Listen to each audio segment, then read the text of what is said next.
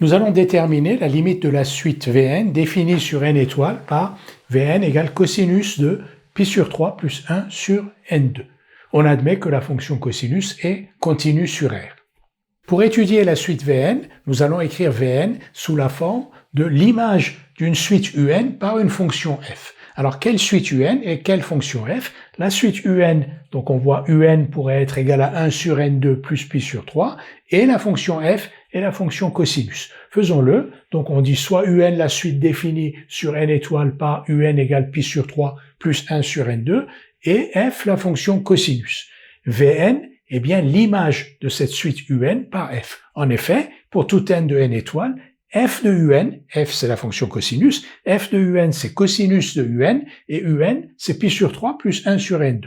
Donc f de Un c'est cosinus de pi sur 3 plus 1 sur n2 égale à Vn. Donc Vn est bien l'image par f de la suite Un. Pour étudier la limite de Vn, on va donc étudier d'abord la limite de Un. Un, c'est la suite dont le terme général est pi sur 3 plus 1 sur n2. Quelle est la limite de Un? Un est sous la forme de la somme de deux suites, une suite constante pi sur 3 et une suite dont le terme général est égal à 1 sur n2.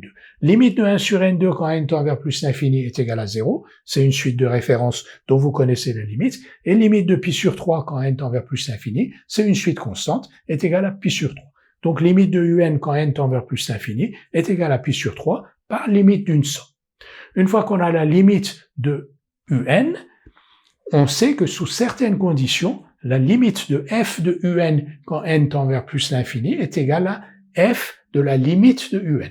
Donc f de pi sur 3. Quelles sont ces conditions pour que l'on puisse dire que limite de f de Un quand n tend vers plus l'infini est égale à f de limite de Un? Plusieurs conditions à vérifier. Il faut d'abord que la limite de Un, c'est-à-dire pi sur 3, et tous les Un appartiennent au domaine de définition de cette fonction f. Et c'est le cas ici, puisque notre fonction f, c'est la fonction cosinus, son domaine de définition, c'est R, donc pi sur 3 et tous les Un appartiennent bien entendu à R.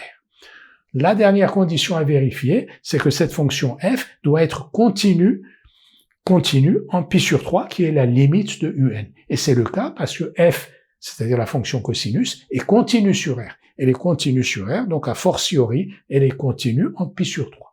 Ces trois conditions, une fois qu'elles sont réunies, on peut dire alors que limite de f de Un quand n tend vers plus l'infini est égale à f de limite de Un. Limite de f de Un, c'est-à-dire de Vn quand n tend vers plus l'infini, égale f de limite de Un quand n tend vers plus l'infini. Et f de limite de Un quand n tend vers plus l'infini, c'est f de pi sur 3, et f de pi sur 3, c'est cosinus de pi sur 3 qui est égal à 1/2.